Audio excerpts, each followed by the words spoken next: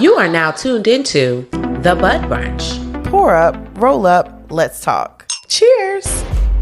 Welcome back to another episode of The Bud Brunch. The Bud Brunch. I'm your co-host, Lucia. And I'm your co-host, Ashley. And if you're just tuning in for the first time, or if you've been a long-time listener or fly on the wall, make sure you head over to our Spotify and YouTube channel and hit that subscribe button so we know that you're listening and you know when we have a brand new episode coming up. That is the Bud Brunch on everything. Like last week's episode where we got to sit down with the Empress. Yes, Miss Kyla Hill. Kyla Hill was in the Bud Brunch studio sharing all the wonderful things about her Get Hemp Butter lifestyle and brand. It really was a lifestyle. Sis uses hemp for everything. Breathes her clothes, all of it. Yes. It was so interesting to hear her share that journey. I mean,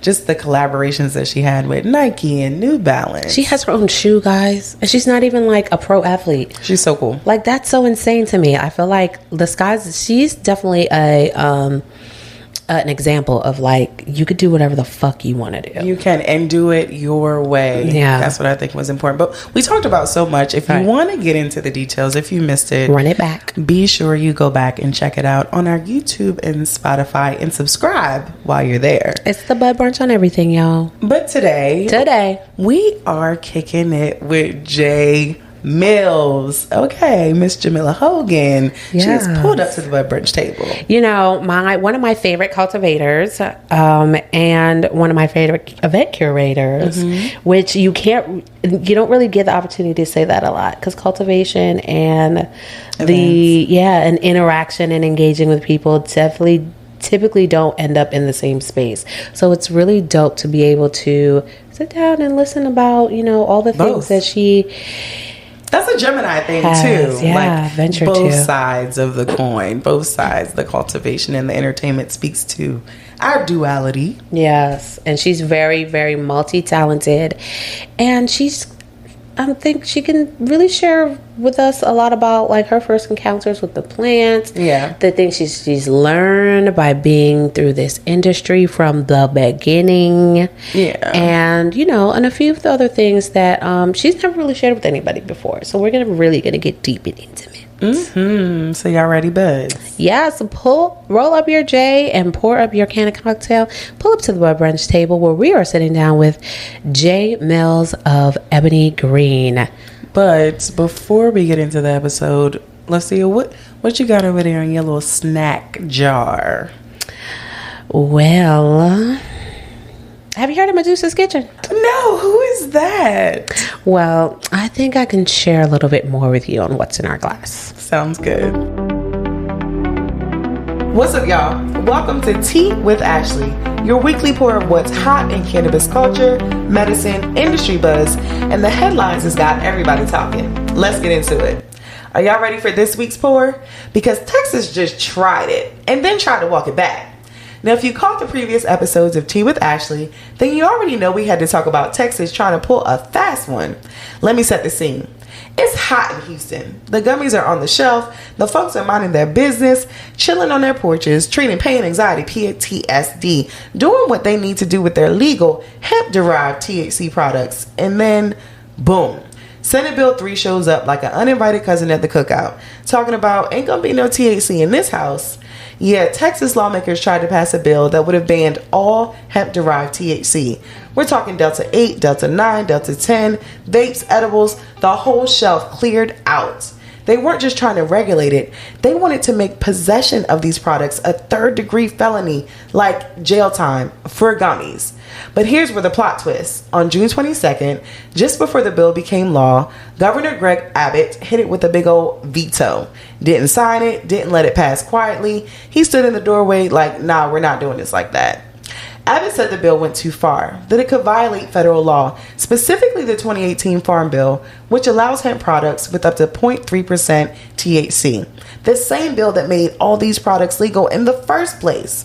Texas was basically trying to override federal law, and Abbott said, let's not. But don't get too comfortable because he's not done.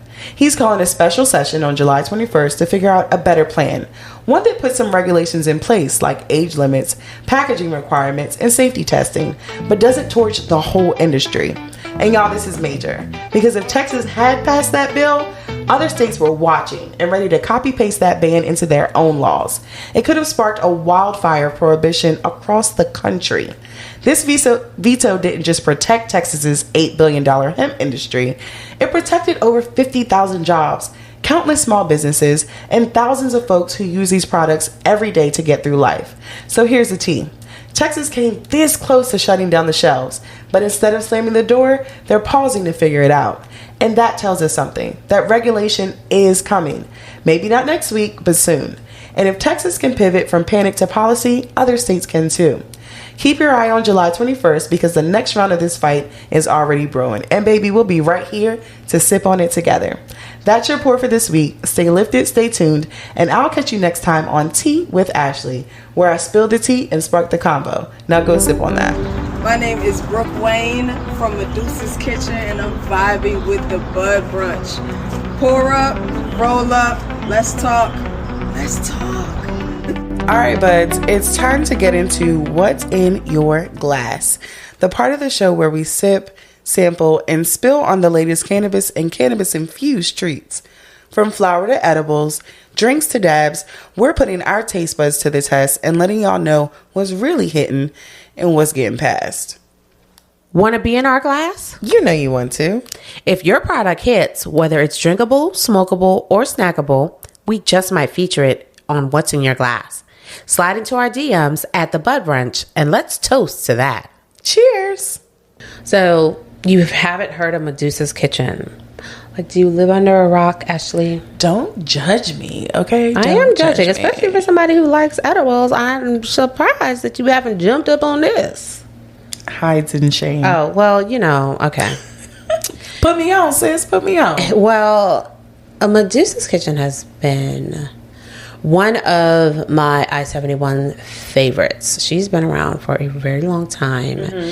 In the mix and in the scene, but not necessarily very public with what she does. I know right now she does some awesome reviews on her social media, but what she does even better is make these treats. And today they're tasty. I got a Rice Krispie. They're more than tasty. They're fucking delicious. Okay, nice. I ran into her at the very first Maryland Cannamixer that J Mills hosted, and it was my birthday. And she blessed me with like this cake ball. I love that about the cannabis industry. They just give. They're like, here, take it. She's like, here, because somebody else was raving about it, and I'm like, yo, like it can't even be that serious. They were like, yes, here she is. It's that serious. And you know, again, it's somebody that I've ran into throughout the I-71 years, but I didn't know that she made such amazing treats that they melted in my mouth. It was one of the best edibles I've had in a long time. And just like this Rice Krispie treat, it's very delicious. You cannot taste any type of weed at all. I kind of like that though. At all. Like I wouldn't know, and I would have eaten the whole thing. You had to stop yourself? I did. I had to slow down a little bit, cut it up actually in pieces and kind of like put it away and then eat it. That's how you know it's a good edible though. Eat it with the rest of it out. You're just going to end up eating the rest of the thing. And it's like 30 to 35 milligrams per treat. So it's a pretty good dosage. Yeah. But again, you know, cut yourself a piece and put the rest away, because it's also infused. What another thing I think that makes it really good and potent is that they use Network Farms. Okay. Network Farms is a local cultivator in the DC, Maryland area, and they are actually award-winning cultivators. They won many awards, and they do a lot of Jay's Cannamixer events too. So nice. Usually, if you smell something like super funky, super exotic, it was more likely grown from Networks Farm. So you know it's good. Not only is it crafted well by somebody who knows what she's doing, but it's infused some great products. Okay, well, we'll check in with you later on in the episode if I'm still awake. To see how you're feeling after that Rice Krispie. All right. All right, buds. Can y'all give me a minute? A medical minute, that is. I'm your favorite cannabis educator, and I'm here to shed new light on what's happening in the world of medical cannabis and to set the record straight on the myths, the facts, and everything in between. Picture this. It's summer, the sun's out, skin's out, and your group chat is full of juice cleanses, step challenges, and those "I'm back in the gym for real this time" texts. Everybody's looking for that edge, something to help them feel better, move better, look better. But let's keep it real. The usual options, they come with baggage. Prescription weight loss meds like phentermine can have your heart racing, your mood crashing, and your sleep playing hide and seek. And don't let me get started on Ozempic. Crash diets leave you hangry and dizzy. And don't even get me started on the side effects of some of those as seen on TikTok fat burners. Now, what if I told you cannabis might have something different? Enter THCV, aka the skinny cannabinoid. Unlike its cousin THC, THCV doesn't get you high. In fact, it might do the opposite. It curbs your appetite, boosts energy, and keeps your mind laser sharp. A 2025 clinical trial showed that folks who took daily strips containing THCV and CBD dropped 5 to 9 pounds in just 90 days. No crazy workouts, no strict diet, just plant medicine doing what it does. Even more impressive, participants saw lower blood pressure, better cholesterol, and a serious difference in their waistlines. I mean, we could all stand to reduce our waistline, okay? And behind the scenes, THCV was working on their metabolic system, balancing blood sugar, improving insulin response, and supporting long-term health. Now, why does this matter? Because over 40% of adults in the U.S. are living with obesity. And we're not just talking weight, we're talking heart disease, diabetes, inflammation, depression, and a healthcare system that pushes pills, but for plants. This cannabinoid could offer another way, a gentler way. One that doesn't leave you wired or worn down, but instead works with your body to regulate hunger, mood, and energy. So no, cannabis isn't just about getting high, it's about getting in balance. And THCV is opening a whole new lane for weight management, for metabolic health, for folks who've been searching for a natural alternative that doesn't come with a warning label longer than the bottle. This isn't just me freestyling. Search THCV obesity clinical trial on PubMed and see for yourself. It's real research and real results. That's your dose of facts for this week's Medical Minute with your favorite cannabis educator. Keep questioning, keep learning, and catch me next week for more. And if you want to dive deeper into the medical cannabis topics that matter to you, hit me up at cannabisashley.com. Jay Mills has pulled up to the Bud Brunch table, and we are so excited to dive into her story. Yay. She's a nationally respected cultivator, educator, artist, and advocate who's been repping DC and setting trends from day one. As the first Black woman to manage a cultivation center on the East Coast, founder of Green Life Learning Center, and creator of Pass the J, Jay has spent years curating experiences that blend cannabis, culture, and community. Whether she's spitting bars, teaching terpene education, or leading women's retreats in Jamaica, her impact is rooted, intentional, and powerful. We're excited to dive into her story today. Yeah. Are you ready, buds? Pour up. Roll up. Let's talk. Blaze word alert. Our guest doesn't know it, but anytime you hear today's blaze word during this episode, if you're 21 and over, we need you to spark something or sip your can of cocktail. Cheers. Hit it, sip it, and stay locked in. This episode's blaze word is Jay. Welcome to the show, Jay. Hey. How you feeling today? Feeling good, feeling great. How are you? I'm excited to have you. I'm excited to be here. Yay! So I think that takes us back, right? Because we're talking about 10 years of Initiative 71. Mm-hmm. And that's pretty much why we're all three in this room right now, because of that. But do you remember your first memory of, I guess, each of us? Now that you say that, I do have a memory of a grow with Lisa. Mm-hmm. At an event on Georgia Avenue. A lot happened in Georgia Avenue in the early backyard. I-71 days. Backyard. It was like a fenced-in parking lot. You had white backdrop curtains in your area. That's when you first saw me. That was what? Wait, Georgia Avenue. Yes, like... Now, my first memory of you was I was judging the DC Growers Cup. I want to say it's like the second or the third year, very early on. Shout out to Walter. I was asking people, I was like, I need people, I want to interview people that are like in this industry, and I want them to be judges with me, because I was a judge and I thought that was a really big deal at that time. But I was just like, well, no, I want other people like to help me. Well, first of all, I needed help. They gave me like 80 million samples, and this is when like people were growing. Yeah. So like their grow entries were like out of this fucking world.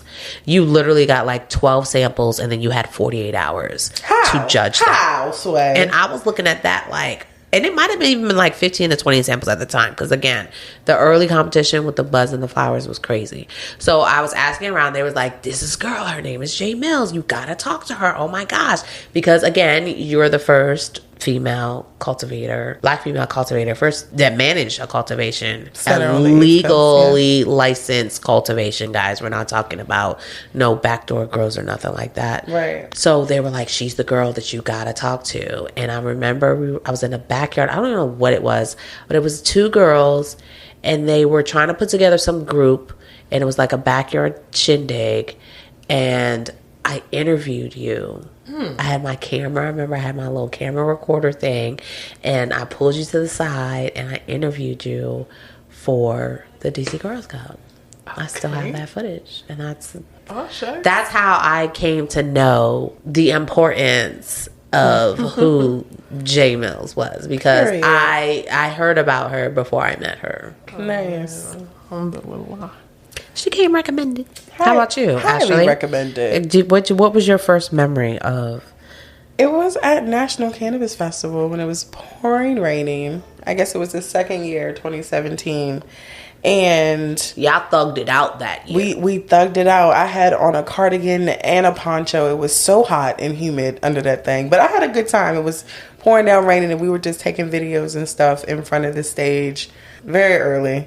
But so many memories. I remember the lingerie party with the New Year's Eve. Yeah, the New Year's Eve joint. Yeah, lots of memories. I just feel like you just had so, on a private, personal level, and on a forward-facing brand level, have just had so much events and just experience out there in the world, and really kind of just being on the forefront of not only the cannabis experience, but the education behind it. But I want to really kind of just go back to like where do you think that stems from? Like, what part of your upbringing do you think that you can kind of like correlate to, like, why is it that you are who you are and do what you do? Man, everything I did, my high school, my life, it's all been preparation for me to stand where I am today. And it came independently, honestly. At first it just kind of felt all over the place, where on one hand I remember being in like the third grade, I think. I feel like where were you at school? Third grade. By that time we had moved to Fort Washington. I went to Watkins Elementary first, and then we moved. And I wanted to throw my mom a birthday party. And my parents were like, just real not excited about her birthday. I decided that we was going to throw a surprise party for my mom. I called her I got her Franklin planner, called her friends, got them all to bring a dish. I came up with a menu. What got me caught was I feel like I was asking for like financial donations so I could get decorations, which prompted one of the people to call my parents, like, do you know? You know, that's real slick how y'all got y'all daughter out here. Right. Trying to throw y'all this party. Everything okay? So curating experiences started very, very young for you. It did. In high school, just crazy birthday parties and the weed. What was your first experience with cannabis like? Oh, man. Since we mentioned the weed. Oh, man. There are two experiences that pop up in my mind. One is the first time I really, really got high because I've been like playing with smoking before, but not really like doing hitting it, right? I remember I was in theater. I had made new friends. Shout out to my homie Candace, and we found out that Aaliyah died. And she was like, we gotta go smoke. Like, we left school to go smoke at her cousin's house, which was right next to Suitland. No, that's not my first time smoking, man. This is terrible. But it's still a funny ass story. So we get to her people's crib, and he was a weed man, so we had the weed. We did not get blunts, because wherever we stopped that day, they was asking for ID, so we couldn't get the Dutchess. And he was like, oh, I got backwoods. And I was like, oh, I can roll anything. I get the backwood. I go to start splitting it like a Dutch. Yeah. He was like, give me that. What are you doing? He unroll it. He trying to show me. He rolled up a J and was like, tear it down. Yeah. I'm like, okay, yeah, no, I got it. I roll up this J. We go to light it. Why did joint just explode? What? Like, my girl went to go puffy, like, and the cherry flew out. The weed, the whole leaf unfolded, and all the weed just, like, she went, like, just, done. That's crazy. What I think of is my first time smoking, how I did not know how to get again high. after that? Oh, we did. Jesus. We did. That's dramatic. We went on missions. Okay. To smoke. I know that's right. Missions, old school terminology. I don't know, man. The education of it all, everything coming together for how I even got this job. I thank God that I've lived a life that was very passion driven. Mm-hmm. Whether it was being a theater major in school, which I'm thankful for those lessons in, number one, helping me to master, if you will, a non-regional dialect. Because prior to, you could really tell Where you were from. where I was from immediately. Like, it was real deep. Actually, shout out to my homegirl Candace, because that's actually how we became cool. I thought that she was just a Largo junk. She thought that I was just a full wash junk. But our theater teacher said, it sounds as if you were both raised along the same shores of the Anacostia. Southeastern Bay. Right. Straight from the Turns out city. that, yeah, we actually were raised right around the corner Was that from each Crystal other. Cakes? Oh, Is that wow. what I didn't know about? that. Nah, Candace. Okay. I don't know why. Y'all Candace. haven't met her, but shout outs to Okay. the homie Crystal Cakes. I look forward to shouting out all the friends I've known for 20 years or more. The week of my 40th birthday. Hey, That's shout out to deep. 40. 40's a great time. They actually have the same birthday. It's funny that you asked if that was who it was. Okay. They don't like that Pisces shit. I don't think y'all don't like sharing y'all birthday. We like to have things to ourselves. If we can't own Candace it. was like, you got a double Why? best friend and her birthday on Right. my birthday? No. Wow.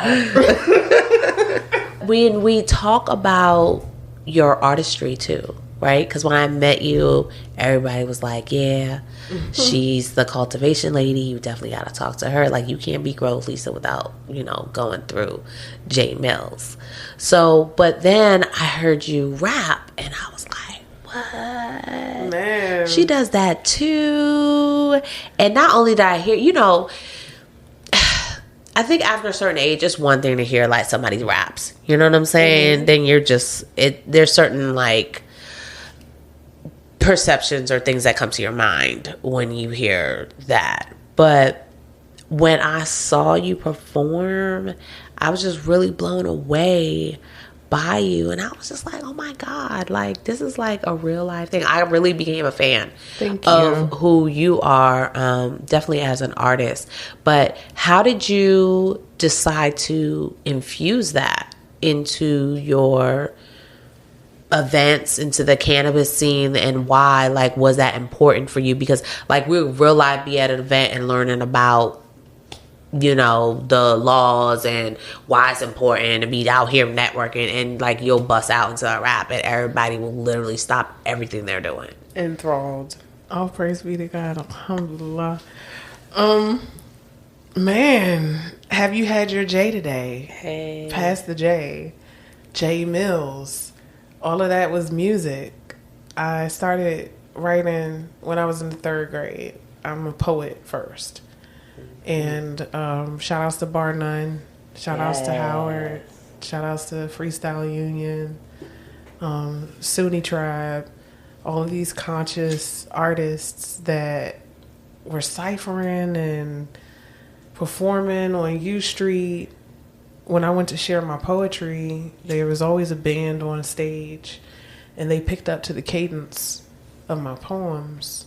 Because it's like, if it's not something that people could dance to or something with a hook, it's not rap, even if it has a strong rhythm to it. So it was interesting because the poet people were like, yo, you're a rapper the whole time.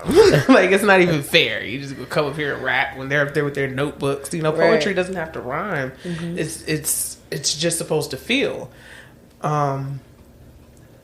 Man, once I heard myself with the music, I became addicted to sharing my thoughts, my voice. And I got approached by some major labels after I dropped my first album, 19. Coincidentally, 20 years. On my 20th birthday. It's called 19 because I started writing when I was 9, and every notebook was just the year of the age that I was, you know? So the book of 19 ends at age 20. And, man, the music industry then, you know, this was before Nicki had come out, and they said that they're not looking for another Sister Soldier. They don't want another Queen Latifah. They don't even want another Foxy Brown. They don't want another Eve. What they wanted was very specific. They wanted a Lil' Kim, but nastier. More of a hoe. Oh, wow. That's one of the lines I have in my song. Lil' Kim was a pimp, not a whore. Let's be clear. Like, what she did for sexual identity for women in the 90s, like, no, I demand it. I don't want it tonight. Yes. Like, what? Cheers. I'm supposed to demand this? You ain't licking this? Wow. I can get head too? Back then, it was unheard of. What? It was unheard of for a woman. To demand this? For a woman to demand that. To demand it. Like, nah. So, yeah. Pass the J. Have you had your J today? J Mills. I started off being Jamila because it was poetry, but then, you know, the allure of music. People call me J Mills. I was about to say, how did you get that name? People been calling me Mills for forever. People been calling me J. It's I whatever. didn't know Jamila People existed do. until like I know, right? we were like at a conference. I I was like, you're not on here. Yeah, J Mills. So when I started doing shows, I've always, every event I've done has been from a need of needing to see something that wasn't being created. Like I got to create this vibe. I need to bring this people to this place, and we gonna have a really good time. With weed not being legal, that kind of became the whole shtick with my private events. They knew that was happening. You know, shout outs to Legacy since 2003. Fast Money, Wild Life. Yeah. Having my kid. Good times. At that time, like my music was just about to really take off. I'd been written about in Essence magazine. My new release was being reviewed by all these different blogs, and I was about to go on an international tour to Japan and to France. But I went on a national tour. We went to Vegas and LA, and there was this fight in this club in Vegas, and I'm in there pregnant. I was like, yo, I gotta stop doing this music shit. Like, shout outs to Cardi B, shout outs to Beyonce, shout outs to the fact that now motherhood does not stop you from your Your career. your career, goals, being right. sexy, being successful. Like, Rihanna just came Being out. talented. shout out to Riri, baby number 3. I know. Before them, it was like, oh, you're supposed to be a mom. One or the other. What What are you doing out here? Where's your kid?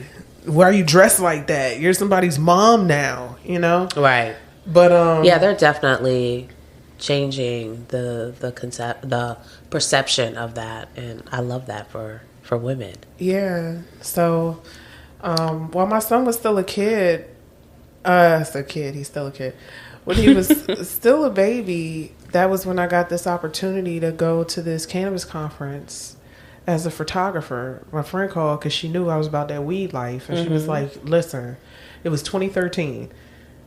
And they're having a weed conference in DC at the Mayflower. And girl, they actually smoke. They got weed here. They about to legalize it. And I was like, what are you talking about? The Mayflower is very cannabis friendly. And she's like, look, you got a camera? I'm going to put you on the list as a media sponsor because you have to see this. And indeed, to see the CEOs of all the brands that were the first ones to hit the market, all at this Americans for Safe Access conference. Life changing. Wild times. 10 black people in the room with Yeah. over 1,000. No, that's wild.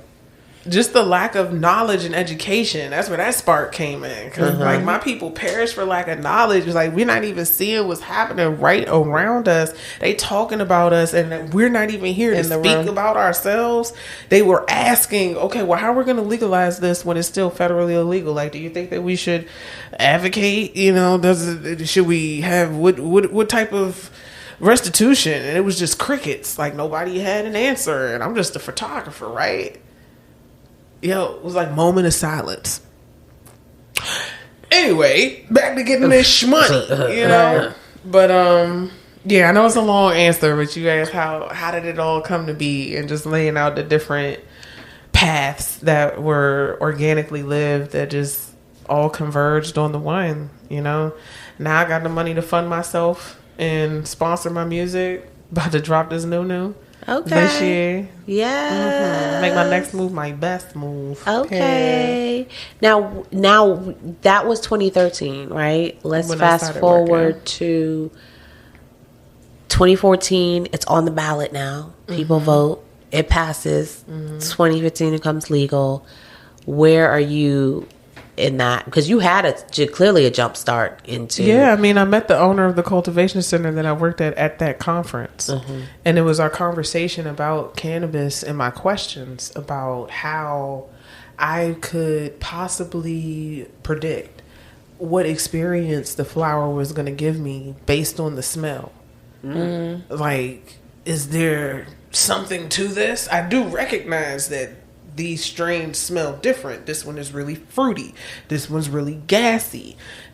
But it didn't quite always say that like every single fruity strain is always going to make me feel like this, or that every gassy, funky one is going to make me feel like that. I couldn't understand why Sour Diesel didn't make me feel like OG Kush. They're similar, but they're different. What do it mean? And he was just like, ooh, I'm a whole weed scientist. Let me tell you about terpenes. Yes, the terpene queen. And I feel like I've been an evangelist ever since. I'm happy that education is catching on and everybody wants to talk about it. All it's good. That's like me being mad at, like, feeling like I have an ownership on mathematics. Like, okay, you figured out addition.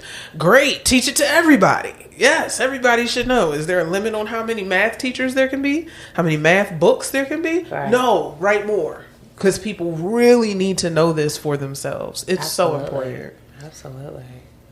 And then tell us about how you then transition from working in cultivation to then now educating the masses, bringing people together, and creating unforgettable experiences. Yeah, I'm matriculated through being the only employee for the first several months and doing every single job, to assisting with the hiring process of getting different people who we're specialized in this one thing, you know, from the operations manager to the head of testing to the grow manager and the head of processing. So when I started doing marketing and outreach for the cultivation center, I realized that I needed to write this book. They didn't have the materials that was needed to explain what terpenes were in a way that I felt people could understand. Mm-hmm. You know, you got this high level PhD stuff. Yeah. But like, make it make sense. Let's break it down, you know? I could totally relate. It was like I was telling when I went to the Comfy Tree when they first legalized. I went there because they were like, it's a cultivation course. We're going to teach you how to grow weed at home. I got there. I couldn't understand nothing they were talking about. That was part of the reason why I fell asleep. So I was like, I remember you telling me I that. don't know that word. I was like, I felt like I needed to like take a class before I even came to that class. So yeah, there was like, they were kind of out of touch with the normal. That's the third book population that I have to do that is also coming out this year, the cultivation book. And it was very difficult because of how high level it is. You know, I do feel that the first two books are necessary because when we start talking about how you should set up your grow, if you don't understand genetics and what type of genes you're trying to grow when it comes to what your humidity level should be, that plant thrives and how much CO2 you may need, not all and plants how the are wind, the same. they're not. You can stress your plant out, or you can really turn it into something amazing based upon your knowledge of plant structure. Can you tell by the fan leaves what this plant wants from you? You know, it's like a baby, right? But then beyond that, what you said just really resonated because I decided that what I wanted to do in the spirit of the first two was kind of just make a glossary that defined terms before, because I can't talk to you about, do you want to do hydroponic or soil or living soil? You're going to mix your soil? Do you know what even needs to go into your soil? There's aeroponics, sure. There's aquaponics. There's also, you could do it outdoors if you want to, you know, but we can't talk if you don't even know what these things are. It's hard to have a conversation. No. What kind of lights are we going to get? Do you know? Why would someone get LED versus HPS versus metal halide? I mean, the point we're at right now, everyone is leaning towards LED technologically. Even legally, because I know in California they made a law where like you have to pretty much grow with the LEDs. Yeah, there's a lot of fires that happen from the other ones, but back in 2013, you know, technology ages in dog years, and we look at our iPhones and our cell phones and such like that Facts. versus somebody that spent $1 million in 2013 with what was at that time state of the art. You would never have done LED back then. Hell no, you'd have looked at me like, it was crazy. Right? The way that they've evolved with these diodes and how bright these drinks get, I mean, why not? And how much cooler they are. I mean, there's so many different things. Yeah, on electricity. And so for the listeners that don't know what a diode is, can we tell them what a diode is? Light emitting diodes, LEDs. Okay. That's what it stands for. You know, a LED light is a whole bunch of little, they look like the little stick-on earrings we used to wear back in the 90s, the little diodes. I'm clearly not the cultivator in the room amongst two cultivators here. Versus a HPS is like a light bulb. Yeah. And the old school joints that actually give heat, you know? They get LEDs are not hot to the touch. Okay. Like an old school light bulb would be. And those particular lights got extremely hot as plant lights that are on nonstop for 12 to 18 hours a day.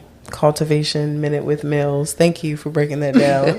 Making it accessible. I know, right? You can geek out about this forever, but yeah, education is key. We should all know. And is that what sparked the Green Life Learning Center for you? Okay. Yes. So transitioned out of the cultivation tip to doing my own thing, and word to what I do now in consulting, and even now with the Cannamixer, I am so passionate about people Shout out to the understanding Cannamixer. business. We're actually just coming off of your spring Cannamixer in Maryland. An amazing, successful event. Congratulations. Oh, praise be to God. If I do any dates in DC or New Jersey, it will be announced separate on some one-off collab. So we're now into I-71. You were doing major things on, if you didn't know who she was, you really weren't paying attention or actively involved into what things were going on, right? You were there to make some money and you were just kind of keeping it moving. How did that impact you in your personal life, right? Because now, before, when things were kind of like behind the scenes, like the event that you went to, you didn't know about it because it wasn't publicized, right? You had to know somebody to know somebody. It was more of a tight-knit circle, but now it's public. You are stepping out there. How is that perceived from, you know, your friends, family, people that you used to work with or work with at the time? Like, what did that look like for you on a personal side? My family is another reason why I had to write these books to justify to my parents that marijuana is not a drug. It's medicine. I'm smiling because I just have a montage of awesome people where just sitting in this room with you two.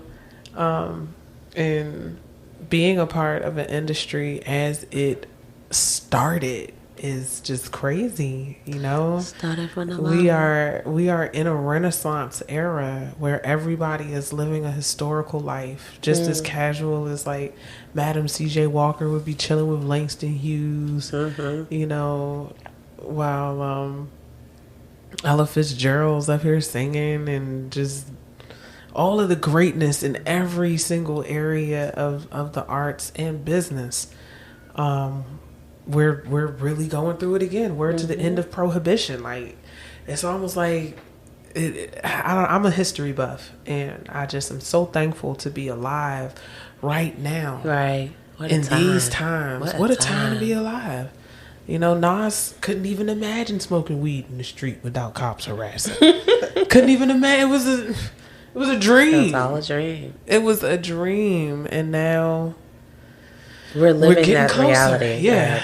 In a few years, it's going to be... Weed used to be illegal, just as crazy as you would think that alcohol would be completely illegal, or all of these other... Women couldn't vote? What do you mean? Or From the 1920s to the 2020s. women couldn't have a credit card? Right. What? You couldn't buy a house What? by yourself? You couldn't buy a house?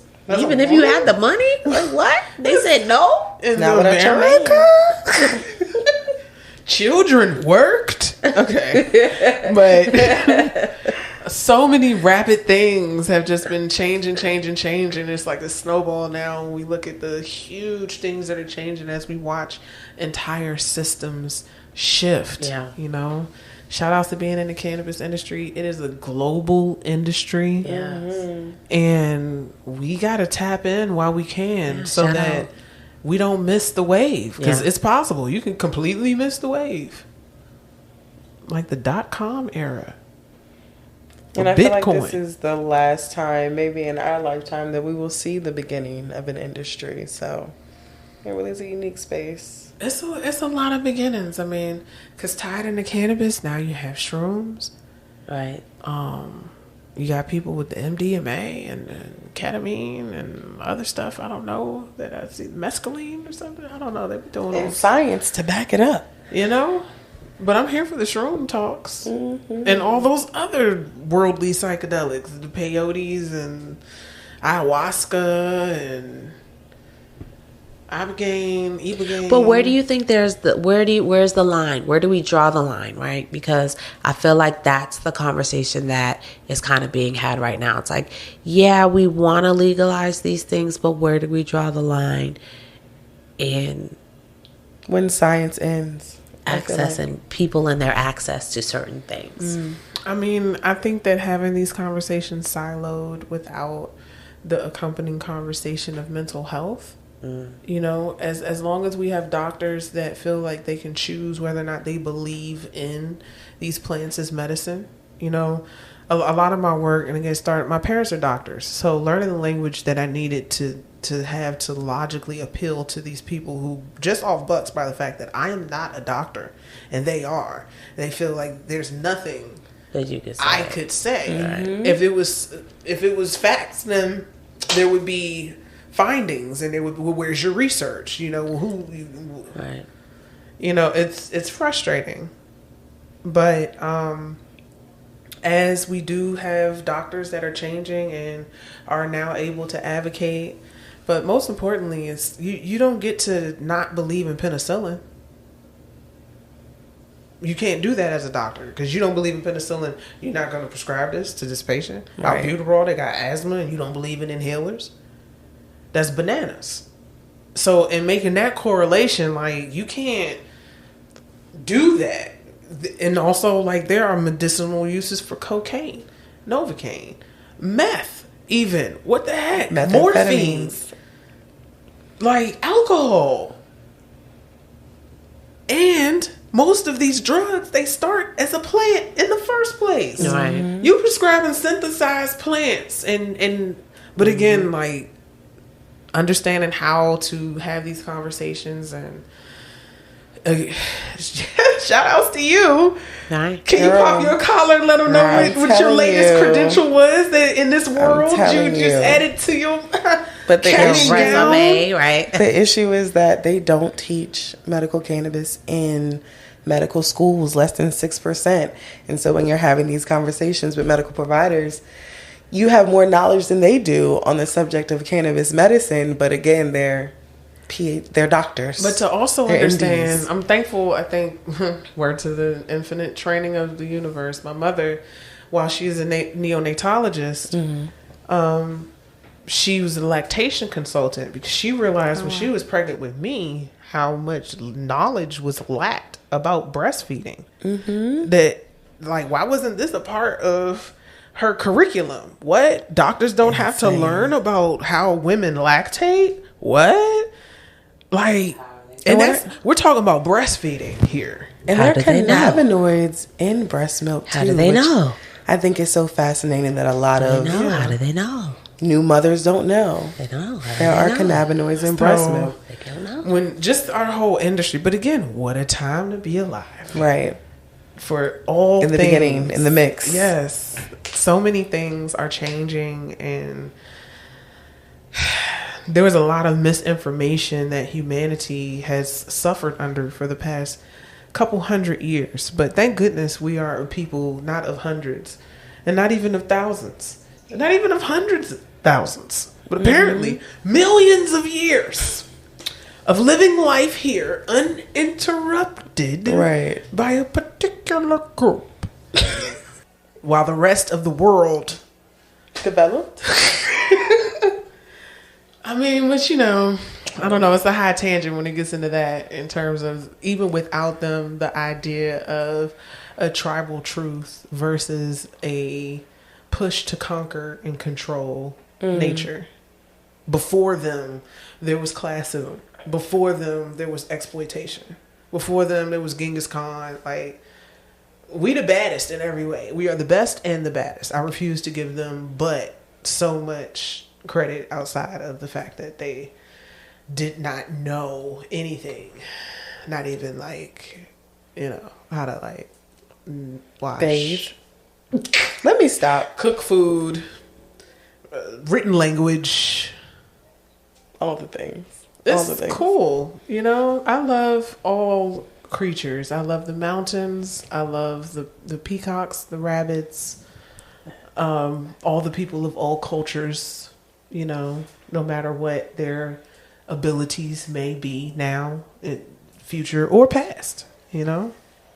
But Jay, you mentioned mental health. Yes, because, all right, so with mental health... And you've been an advocate for mental health and cannabis, though. Because I'm a Gemini. Yeah. And I've overcome some things. Amen. I am overcoming. It is a daily choice. It is a struggle. Shout outs to the manic. Shout outs to the depressed.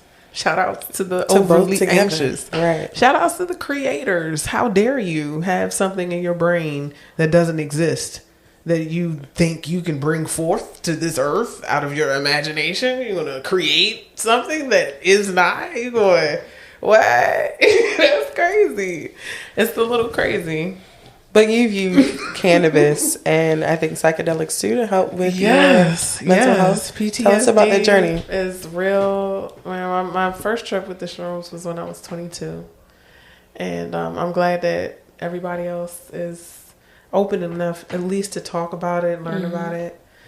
My first shroom trip is actually what led me to my first CD project, Winter Sadness.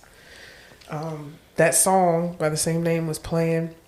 I was tripping on the shrooms and I could hear my voice on this track. I had a poem that also had this, that also had the same name, Winter Sadness. And it's made by the same people who do Summer Madness. When you said Winter Sadness, the first thing that came to my mind was Summer Madness. Yeah. That was the first thing that came to my mind. Same people. If you like Summer Madness, check out the lovely record Winter Sadness. Okay. So he starts playing and I just was like, yo, I had this piece. I don't know what's going to happen. And I started spitting it and his jaw just dropped. Like I felt the chills. It was crazy. There are several other pieces that have come from the land of shroom, but ego deaths, completely falling apart, totally, so far from sanity that I wonder if I will ever reach it again. Have I permanently lost my mind? Shit's bonkers to putting yourself back together again and seeing the pieces of you that simply don't serve you anymore and can just stay on the ground. Like, put yourself back together again with the best parts. And know that you are who you are not in the choices that you don't make anymore, that you've grown through. Yeah. And the things that don't tempt you at this point in life, that other people are being tempted in, and you know better now how to grow through. But yeah, shrooms help me and continue to help me so much. Now, I don't take them as often. It's like I got to be invited to do it, no matter how much I want to or when I think I might. I've been rolling around with this eighth for well over a month that I have not found the chance to take. I take it very serious. I'm thankful for the studies that I've done in our native roots and the idea of these medicine folks and shamans, and shout outs to the Aborigines that believe that the dream world is the real world and the waking world is the fake one. And the fact that there are portals that exist that allow our spirit to literally free itself of the human suit that it wears. And understanding that that's literally what you are not your body at all. Just zip this thing off. Because if your spirit leaves this body, if you've ever seen a dead body, you know that there's no life behind those eyes. Right. It's gone. It's gone. It's imperceptible, but it's so much. It's so much. And we really, in this culture, do not put enough emphasis on the spiritual self, on the voice that speaks with no mouth, that you hear with no ears. What is it saying? What is really happening inside of your head? And being honest with what's in there. A lot of people are afraid of what's in there. They've pushed a lot of stuff down. A lot of people have gone through a lot of things, and it's a whole lot of trauma. It's loss, it's death, it's grief, it's ego, it's fears and insecurities and doubt. It's a lot. So it'll definitely take you places. Yeah. And speaking of trips, you do like to also take trips. Yes. And that's also a part of your brand and business. Yes. I guess Jamaica. what inspired this whole Jamaica retreat? Is that an all women's retreat? It is. Okay, keeping sacred spaces for women. Share, what is it about Jamaica that made that the destination? Because you could have picked anywhere. Yeah. In the world. Could have been in Mexico. Could have gone to South Africa, Thailand. Oh man, that wonderful island.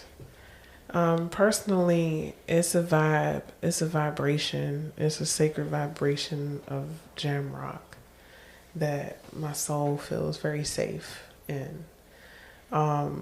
Shout out to the fact that shrooms are also legal there. You can go to dispensaries and get Did not know shroom that. products. Oh, wow. Along with your weeds. Nice. And whatnot. So Catch that. that's cool. I found that nature is the best trip sitter. The ocean. Yes. And all of the vibrant nature. Like, it's not just palm trees. It's all sorts of plants, and there's just so much medicine in the plants on that island.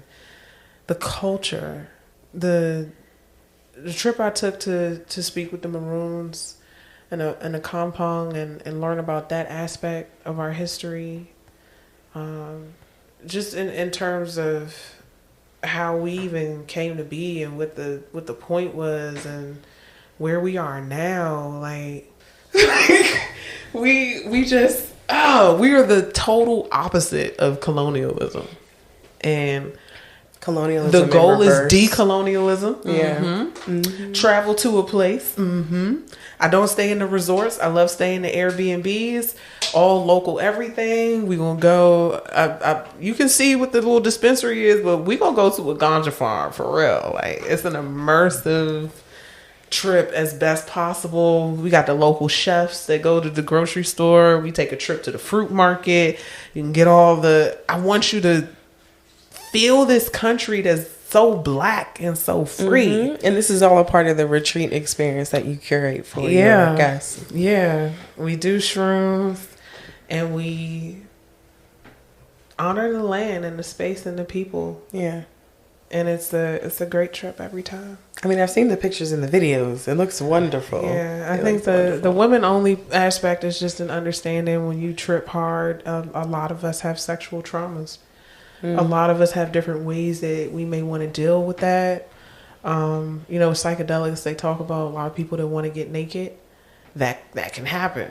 Like just being shedding in this private space, private pool, private beach.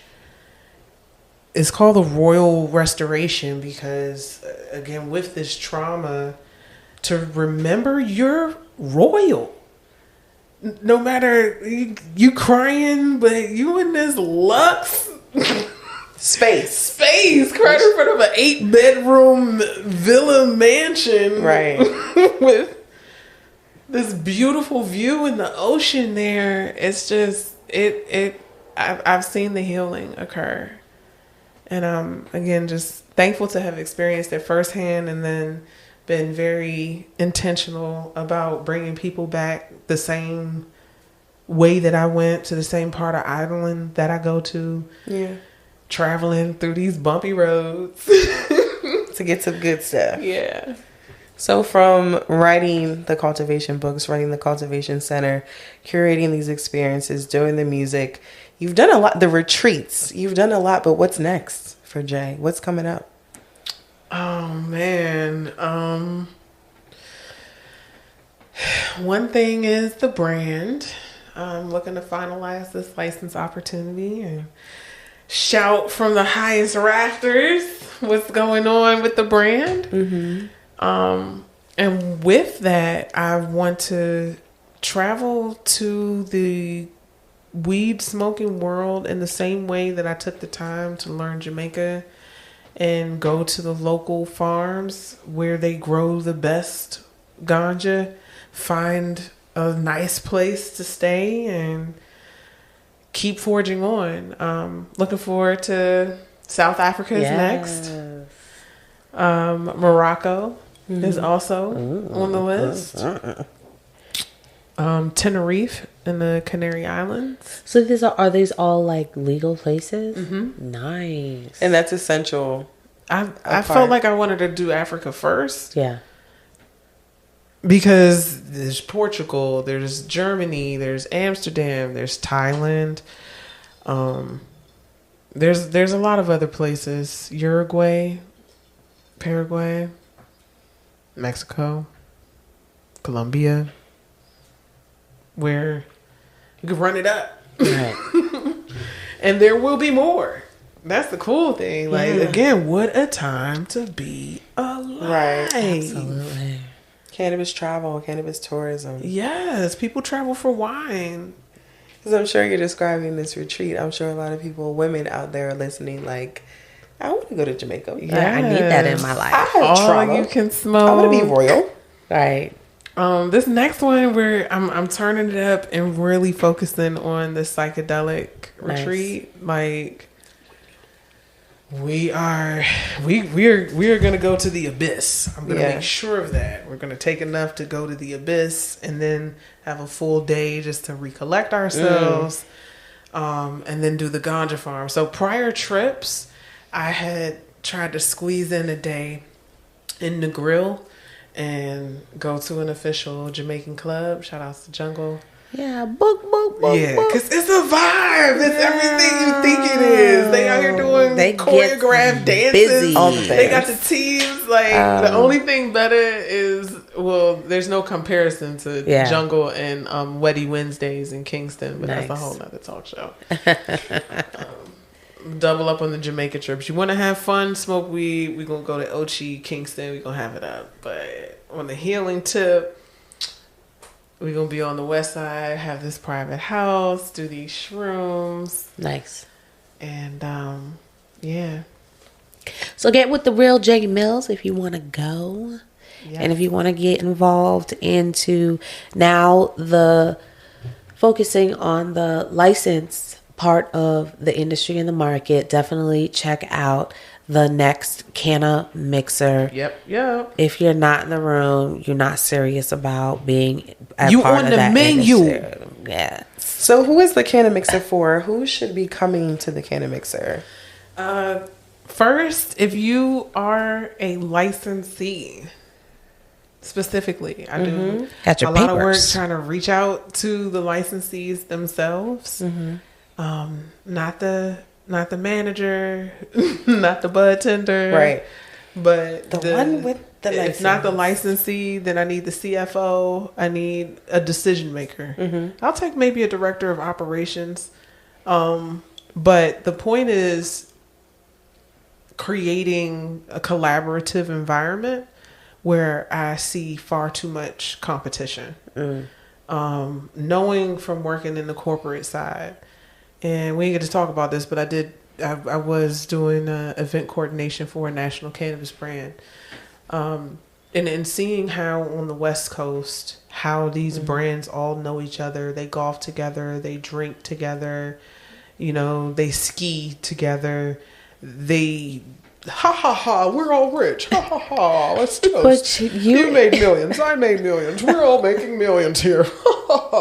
Meanwhile, over here, Right. back in the rent, I got my license. you What do you have? No, y'all don't even know each other at all. You just hating on other brands y'all ain't never met. crazy. You don't see yourselves as colleagues Right. in the same Competition. business. Right. And you're not even thinking about how to strategically align yourself with these other brands and businesses so that you can have the same type of pull as these multi-state operators do. You introduced me to somebody in California who was doing the social equity, who had gotten social equity licenses, bought up the block, Yes. helped Chauncey. get people in her supply chain licensed, and they all worked together. I was blown away. Yeah. man. Absolutely blown away. I tell her story to everybody, and when I see social equity, I'm like, you're not doing it right if y'all not doing it like that. Because what is the point and purpose if you're not going to be succeeding, if you're out there struggling? Like, it doesn't make sense. And not to say that is going to be any easier, but together definitely gets you further. Yeah. Yeah. And to see that, and I felt like people need to see this shit. Yeah. Like she needs to write the manual, The blueprint. and go out there and teach that shit like the Bible, because social equity is nothing without collaboration. I gotta give a shout out to Bo Money because she's really doing it for real in South Central LA every week. She does a food giveaway, and I'm talking it's some fancy food. Like they be having sockeye salmon and Okay. really Snap nice pineapple. dignity with the free food pickup. You know, in addition to being totally vertically operated, Nice. and she has done this not only in LA but also in Chicago. So there are several different brands that are doing it right.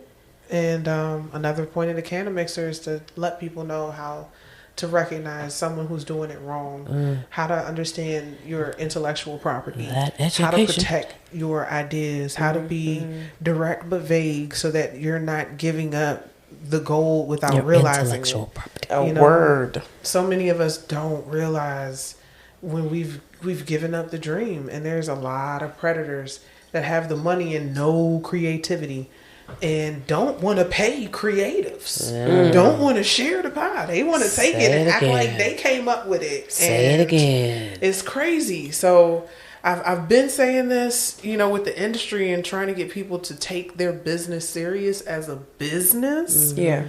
Because the business of business is not even about cannabis. Like, I not. don't care what you're doing. Do you have an LLC? Regardless of the industry. As a matter of fact, that name you using, did you do a trademark search on it? Because you can save yourself a lot of trouble by doing that first. Yeah. Don't get out here years into it with this logo and whatnot, thinking that you're doing something because you've been doing it for 20 years.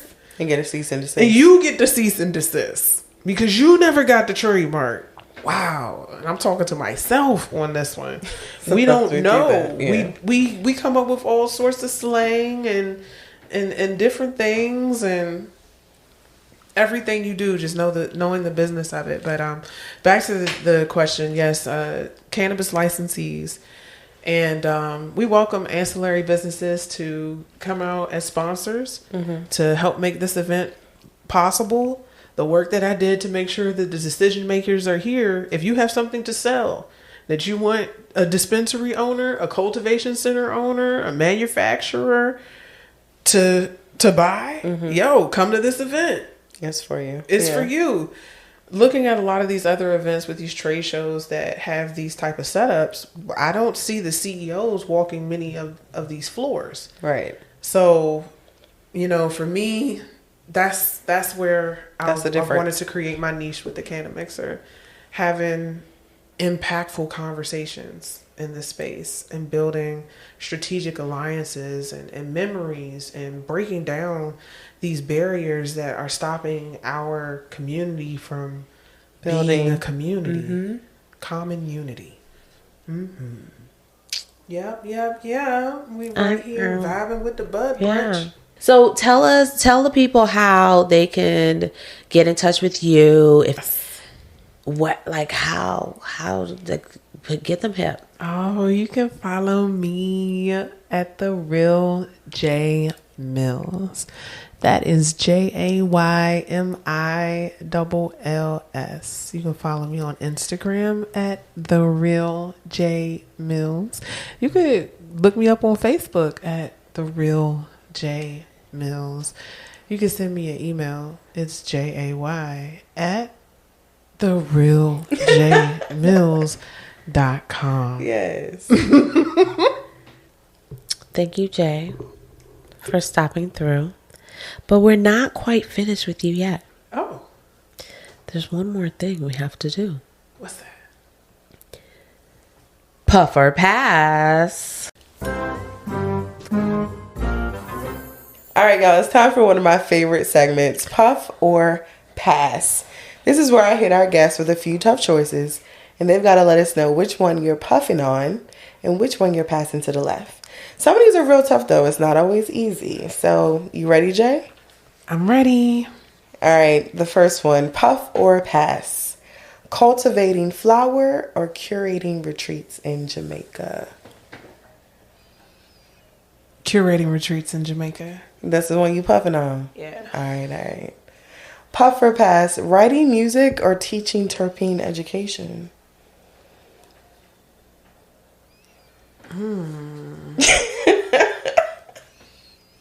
Dun, dun, dun. Teaching terpene education. Okay, Because I have over 100 songs. All right, so I can just perform the music I already wrote. I did that. All right. Puff or pass, outdoor grow or indoor hydroponics? Oh. You was ready to answer real quick, though. I was about to say indoor until you said hydroponics. Okay, indoor in general. Yes. So you puffing on indoor. That's what you're saying. If it's soil, yes. If it's soil. Yes. If it's soil, got you. Now, But what's why the reason? grow soil indoors when you just grow it with the good Lord's Son outdoors? I mean, outdoors is okay. The battle of the cultivators here. Okay. I've had some amazing weed that was grown outdoors. It was fantastic. It tasted amazing. Right. So you can get good stuff from outside. But there's something about indoor that's Yes. making you pass outdoor to the left, apparently. A little bit, yeah. Lucia can't control herself right now. No, I can. I'm going to let her have it. All right. But I mean, you know, I It's say that, hers. and then That's you her perspective. Shout outs to Jamaica. This is why I want to travel the world. Yeah. because Right. there is some really good green that's grown outside. It doesn't. But it have to started be- outside. Like, It that's did. where, like, that blows my mind where we say indoor is better. It's like, it's a plant. It's like it's grown outside. Okay. It I started think indoor is outside. controlled. Hey, we were outside. And then Now we live then inside. Which do you prefer? Things change. Have I ever napped No, outside? but it's Yes, a I've napped in the plant sunshine. though. Like, it's a plant. It thrives off of like the plant ecosystem, has feelings. right? Because again, we're mimicking this system on the inside. It's not like we're not. Like, that's exactly what we're doing. We're just recreating Mother Nature indoors. That's all. Yes, that is true. In a controlled environment. And the next one. It's okay. It's like bougie weed. or pass. Nothing wrong with that. Jay. Group sesh or solo sesh? Solo. Okay, Solo why? Because I said dolo. solo too. Why solo? You know, post COVID, I just never went back. I'm sorry. Have your own, guys. Give me 6 feet or better Yeah. or more. Yeah, like when I say let's smoke, That means I mean, bring your yes, own shit. you have your weed, I have mine, and we both are smoking. In the same Same place, same time. You know, I'll even give you some weed to roll your own. That's You're not yours, passing it. and this is mine. I wish not to pass my J's anymore. I don't. What? Hashtag don't pass the J. Hashtag pass the J. Said don't pass to the J. myself. I pass it right on back to From me. the right hand to the left. From the right hand to the left one. I tap it and I switch hands. And that's how I pass the J. Unless I'm like pretty much like related to you, I can count on one hand how Who you're passing the many- church. Yeah. All right, and the last and final one. Puff or pass. Hosting an event or being a guest? Hosting. Okay. Yeah. For a moment, I was like, "Ooh, being a guest, I don't got to do the work. so easy, I just right? gotta show up, It's look so good, easy. and just collect a check." But definitely magic. hosting. Yeah. Curating. All right, darling. Well, that was Puff or Pass, where there's no wrong answers, only real ones. And you definitely passed the vibe check, Jay. Yo. Hey. Period. You looking real happy over there, Lucia. Is that a smile on your face I I see? am on cloud 9. So how do you feel after that Medusa's Kitchen Rice Krispie treat goodness? I feel very relaxed, kind of sleepy, but not in a bad way. Like I'm gonna crash out type of, sleepy. Just but like rested, restful. if you were to leave and I were to lay down on this couch, I may not be awake when you come back Okay. upstairs. So.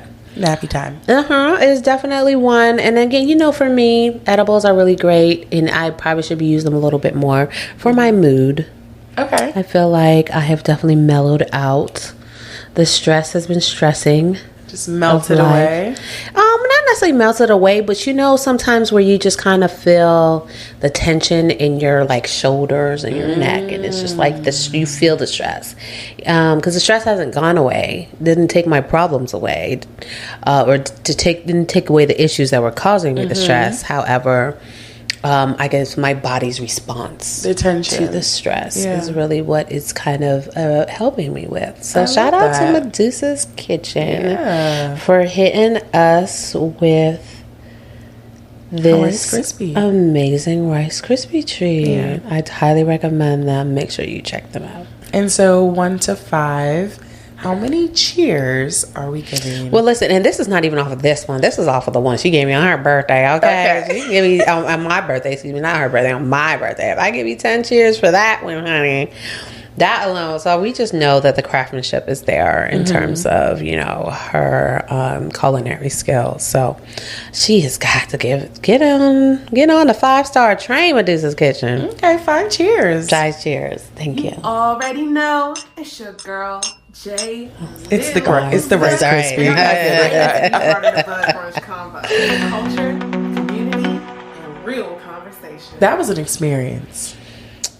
I mean, I don't know. We just was taken on such a magical journey through all the different things that she's done throughout so the much. space. Yeah. And, just how she's able to get those cultural references into all of the stories that she's been able to share with us this time. I wish we had more time because I would love to sit down and learn more.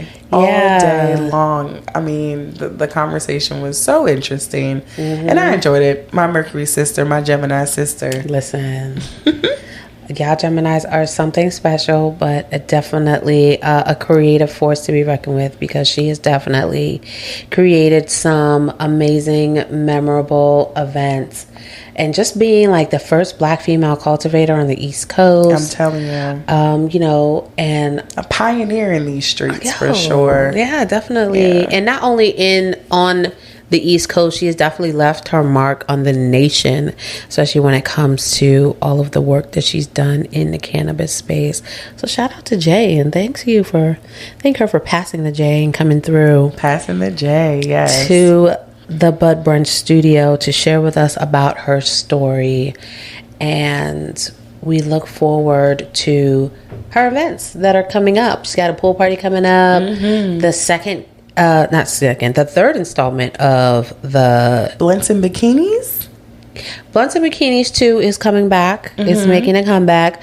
But there's also the third installment of the Cannamixer, which is at the end of August. So July, August is a busy summer. It's a busy summer. It's a good summer. Yeah, it's an exciting summer. And I'm looking forward to maybe hopping on one of those retreats to Jamaica that she hosts. Yeah. It looks real good. Be great to get out. But next episode, we are kicking it with DC native and cannabis innovator Philip Hedgeman is pulling up to the Bud Brunch table.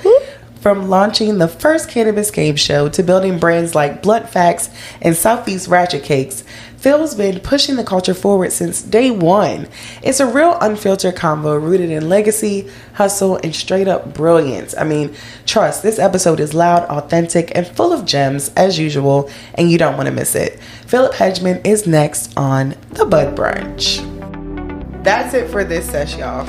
I'm your co-host, Lucia. And I'm your co-host, Ashley. And this is The Bud Brunch, where we do it for the culture, for the community, for the conversation. Until next time, bye. Ready to be a bud? You know you want to. Subscribe to The Bud Brunch on YouTube and Spotify, and let's brunch and blaze together. This episode of The Bud Brunch was hosted and produced by Ashley Stafford and Lucia Nyankale. Special thanks to DC Scrogger for donating the equipment that helps bring our voices to you. Music for this episode is licensed and used with permission. You can find those credits in the caption. Thanks for listening, and we'll catch you next time.